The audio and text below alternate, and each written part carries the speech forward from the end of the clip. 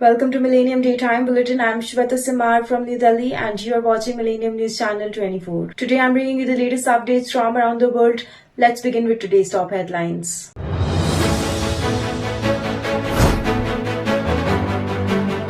Syria rebels free prisoners from Assad's prison, sparking celebrations in Damascus.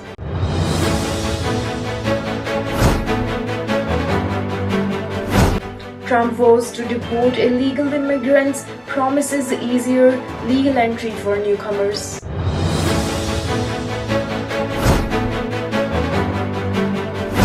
South Korean police considering foreign travel ban on President Yoon over martial law chaos.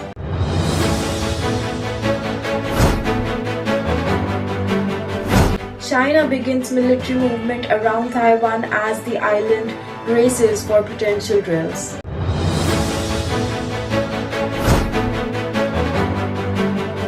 Israeli troops seize Syrian outpost on Mount Hermon in Golan Heights.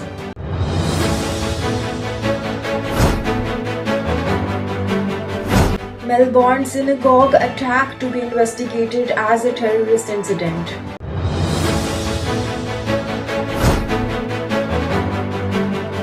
India questions Musk's Starlink for more clues, $4.2 billion drug smuggling case.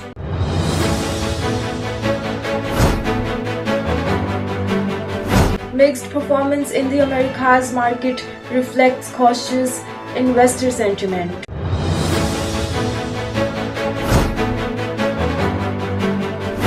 Hamilton finished on a high with Mercedes.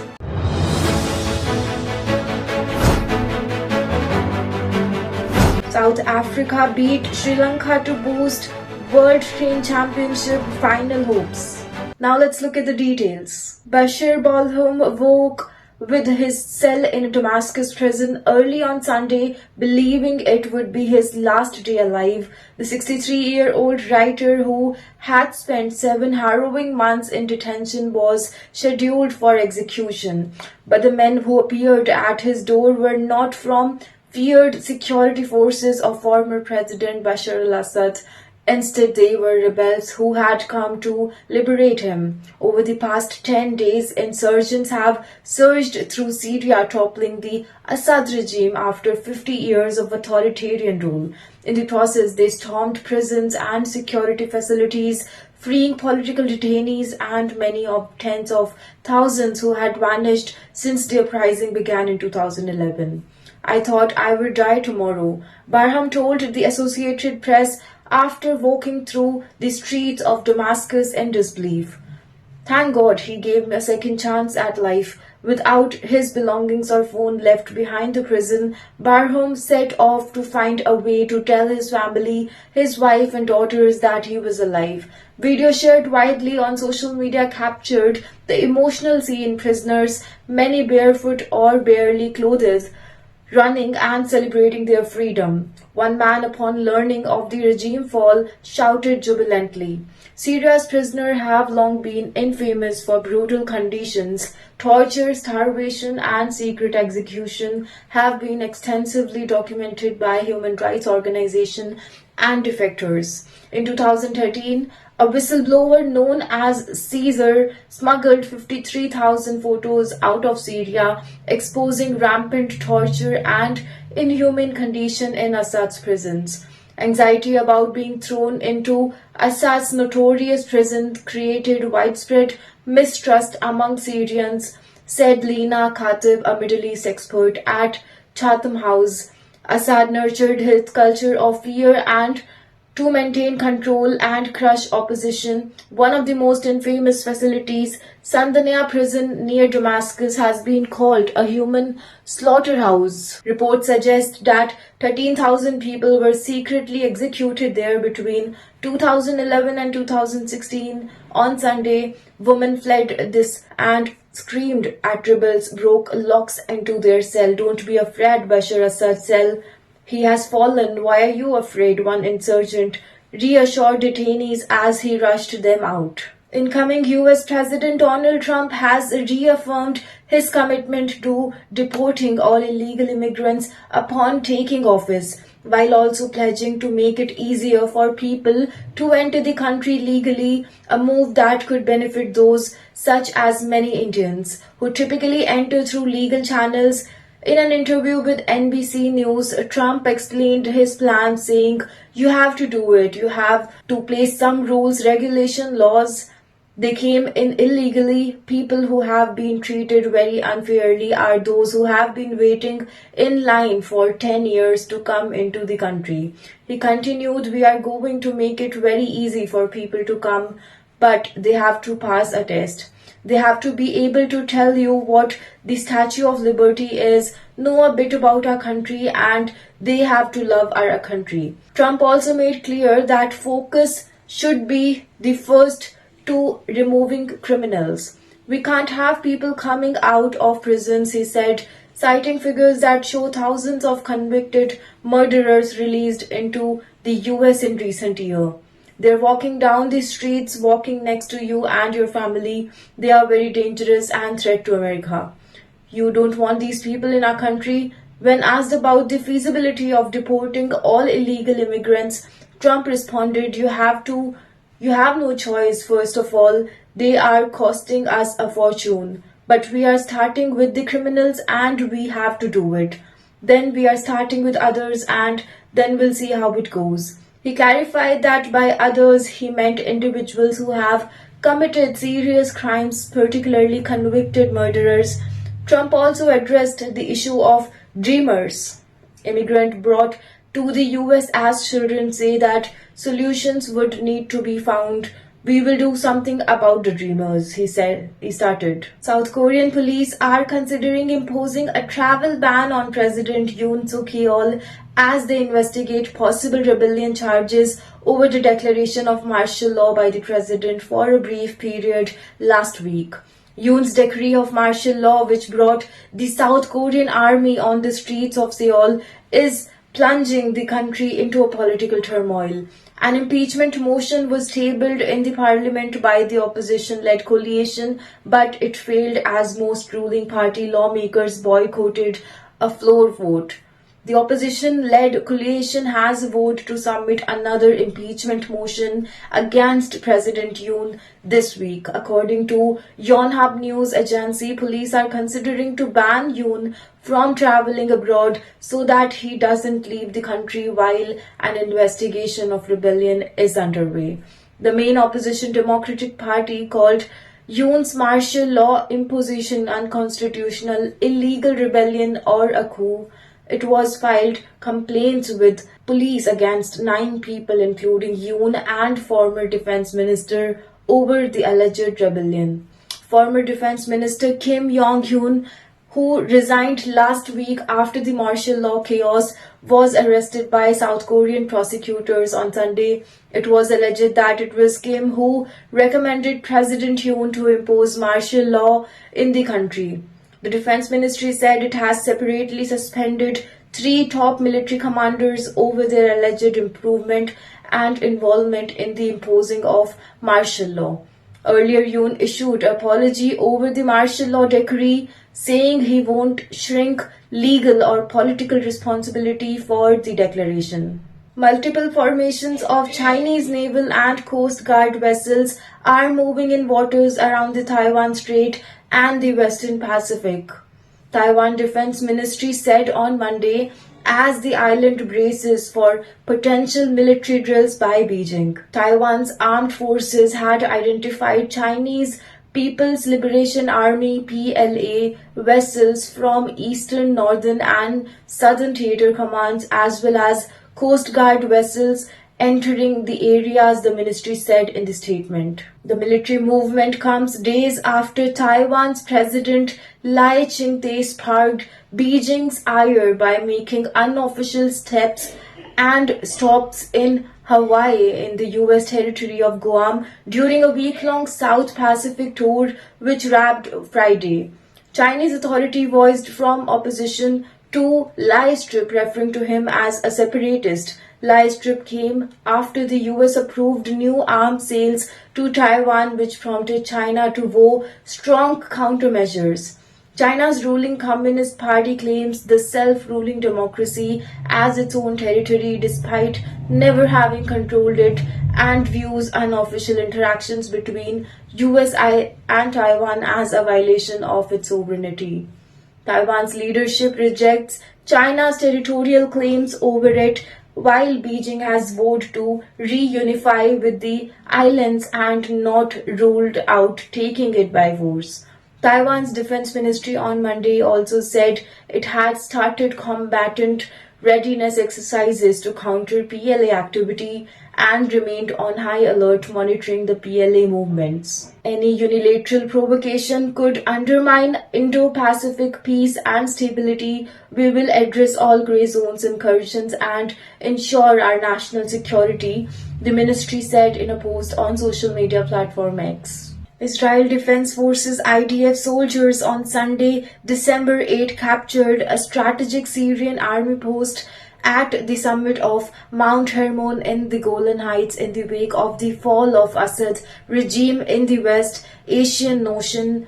And Israeli state media reported that Israeli army had earlier on Sunday said it was progressing into the buffer zone, a demilitarized area in the Golan Heights. The move, it said, was aimed at preventing rebel forces from seizing control of the area and launching political potential attacks on Israel. Also, Netanyahu says ordered army to capture Syria buffer zone as pact had collapsed. He had ordered his military to capture the demilitarized buffer zone on the border with Syria after the fall of Bashar al-Assad in Damascus. He said the disengagement agreement that dated back to 50 years between the two countries had collapsed and Syrian forces have abandoned their positions. I directed the IDF military yesterday to seize the buffer zone and the commanding positions nearby. We will not allow any hostile forces to establish itself on the border. On Sunday, the army announced a troop deployment there, citing the possibility and entry of armed individuals into the buffer zone. Following the recent events in Syria, the IDF military has deployed forces into the buffer zone and in several other places necessary for its defense to ensure the safety of the community of the Golan Heights and the citizens of Israel. A military statement said Israel forces will continue to operate as long as necessary in order to preserve the buffer zone and defend Israel, it added.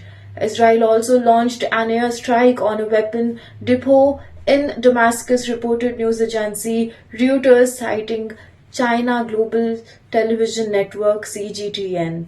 A CGTN reporter shot a video that showed how the Israel military struck the weapon facilities to prevent it from falling into the hands of Syrian rebel forces who have anti-Israeli sentiments. As we can see here, it looks like the Israelis don't want the weapons of the Syrian military to be looted or to be scattered in the hands of rebels, because now they don't know who the weapons here are. The people from everywhere, anywhere, who are carrying weapons, a light weapon is considered a rebel, said Haider. So the Israelis don't know the orientation of them, they don't know the objectives, whether they are rebels, they have anti-Israeli sentiments, and they are striking all maybe cutting-edge weapons they have found when the Syrian military evacuated places. They are just preventing those weapons from reaching to the Syrian rebels. An arson attack on the Mount Synagogue in Melbourne last week is being investigated as terrorist incident, Australian officials said on Monday, as the government announced it was establishing a new task force to combat anti-Semitism. The Adas Israeli synagogue in the city's south, one of Australia's most significant Jewish centre, burst into flames early on Friday, sending worshippers fleeing during overnight prayers. Victoria Police Chief Commissioner Shane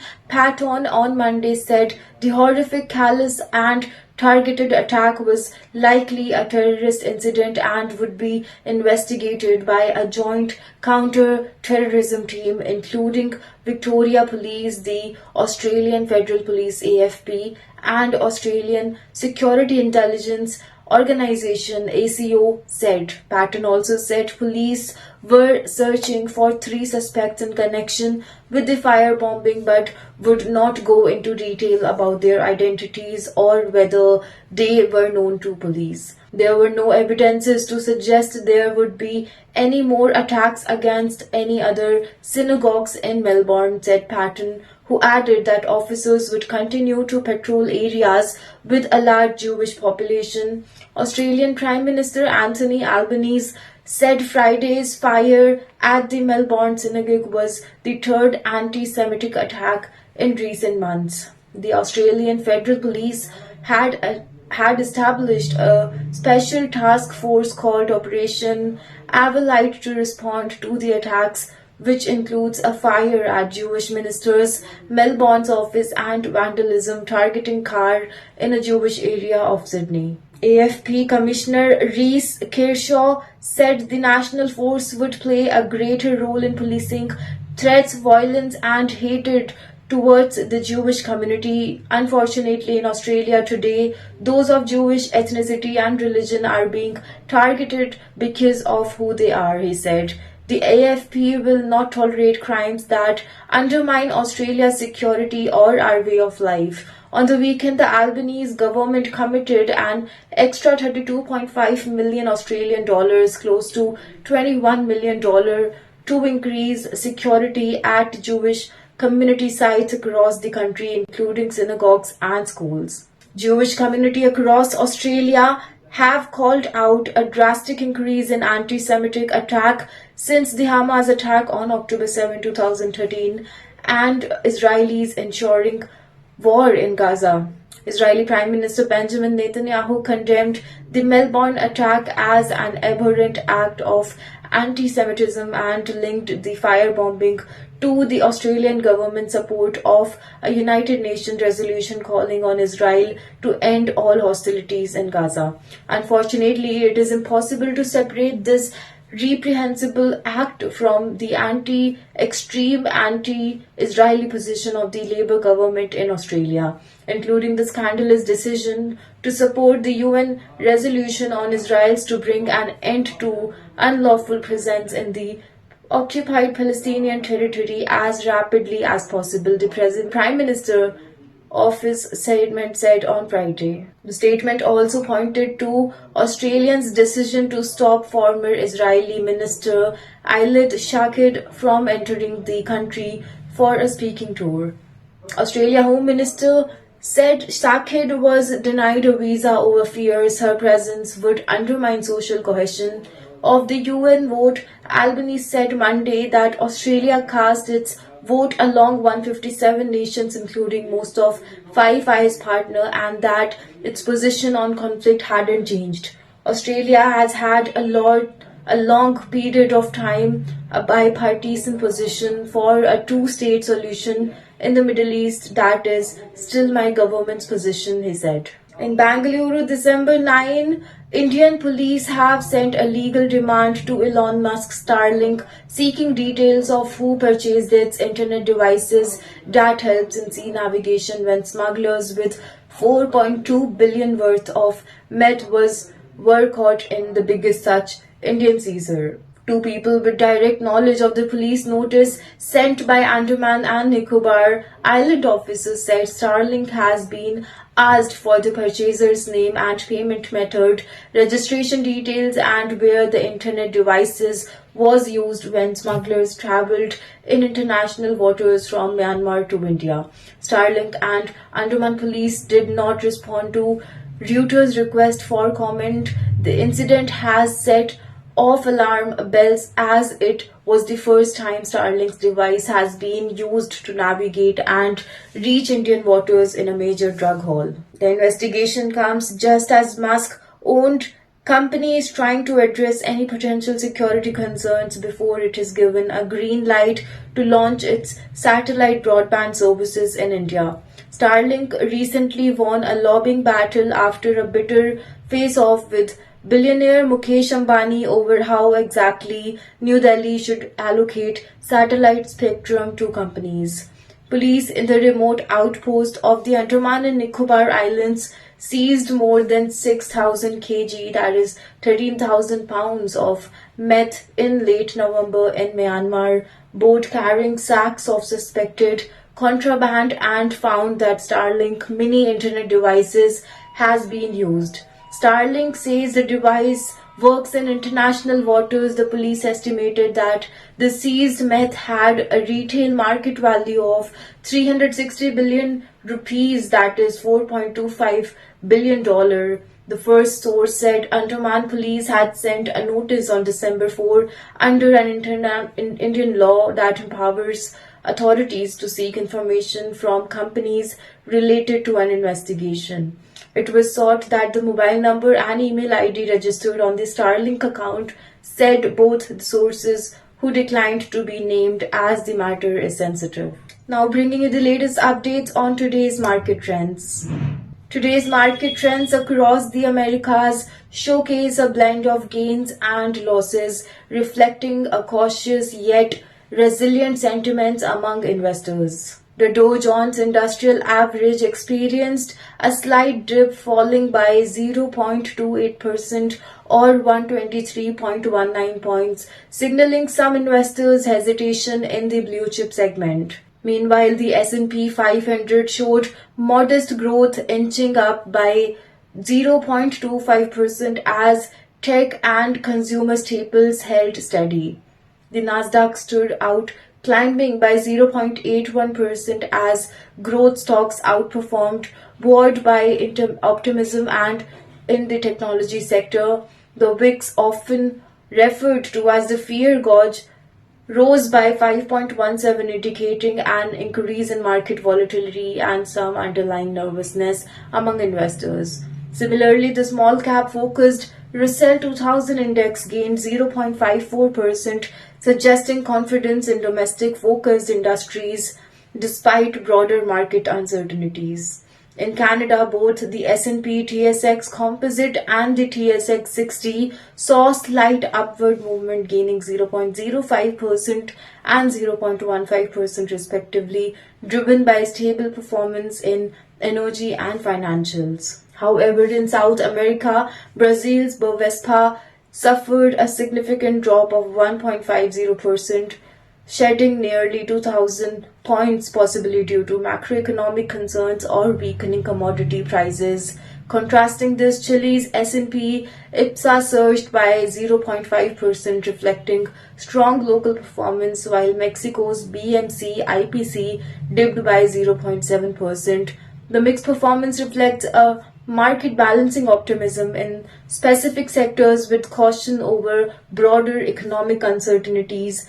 Global and regional developments in the coming days will likely influence how investors recalibrate their strategies. Today's ETF market saw significant activity, reflecting the dynamic nature of sector-specific trades. Among the most active movers was the T-Rex 2X Inverse MSTR Daily Target ETF MSTZ, which dropped by 4.3%, closing at $0.95. The inverse ETF, designed to move against MicroStrategy performance, signals pressure on bearish sentiment towards the cryptocurrency exposed firms. On the upside direction, daily Tesla Bull 2X prices surged 10.66%, fueled by strong momentum in Tesla stock. The impressive gains suggest bullish sentiments towards Tesla's growth prospects, likely tied to recent developments in EV adoption and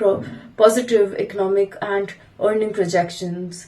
The iShare Bitcoin Trust ETF rose 2.48% to $57, reflecting optimism in the cryptocurrencies market. This movement aligns with Bitcoin's broader price rally, driven by increasing institutional interest and outgoing discussions around Bitcoin BTFs. The Derexian Daily Semiconductor Bull 3x shares along climbed 1.6%, continuing to benefit from the robust demand for semiconductors across industries like AI and automotive. Meanwhile, the T-Rex 2x inverse Nvidia daily target ETF gained 3.77%, showing resilience despite volatility in Nvidia's stock as traders speculate on short-term markets correction. Those ETF movements underscore the high volatility and opportunities in sectors like tech, crypto, and semiconductors. Investors appear to be leveraging these specialized funds to capitalize on short-term trends while broader market sentiments remained mixed. We'll be right back after a short break. I'm Shweta Simar from New Delhi. Keep watching Millennium Daytime Bulletin. Millennium TV, bridging communities worldwide. We broadcast diverse international content from Europe, Asia, Africa, and now right here in the USA. Watch us via Roku on your smart TV. Download the Millennium TV app from the App Store to stream our shows anywhere, anytime. Millennium TV. Welcome back after the break. I'm Shweta Simar from New Delhi and you're watching Millennium Daytime Bulletin. Lewis Hamilton said he was happy with time with Mercedes finished on a high after what he described as a really turbulent year. Seven-time champion brought an end to his 12 years with Mercedes with a fourth-place finish after starting 16th on the Grand in the Abu Dhabi Grand Prix. He was possibly the longest year of my life. Knowing from the beginning I was leaving, Hamilton said, it's like a relationship that you've told whoever the counterpart is you are leaving, but you are living together for a year. Lots of ups and downs, but we finished on a high today. Hamilton leaves Mercedes for Ferrari in 2025 after 12 years with Mercedes. That was both the longest and the most successful team driver combination in F1 history. Spending some memories and moments with his high thoughts. Each moment I have known it was one of the last, and it has really been clear and really hard to let go, Hamilton said. When I stopped the car, I wanted to embrace the moment. Representing Mercedes has been the greatest moment of my life. Just giving thanks my own spirit for not giving up. Everyone the power to have built the car. I am proud of everyone. Hamilton has won 2 races in 2024, his first victories since the 2021 campaign, in which he controversially lost out on a record 8 drivers title and the final race of the season.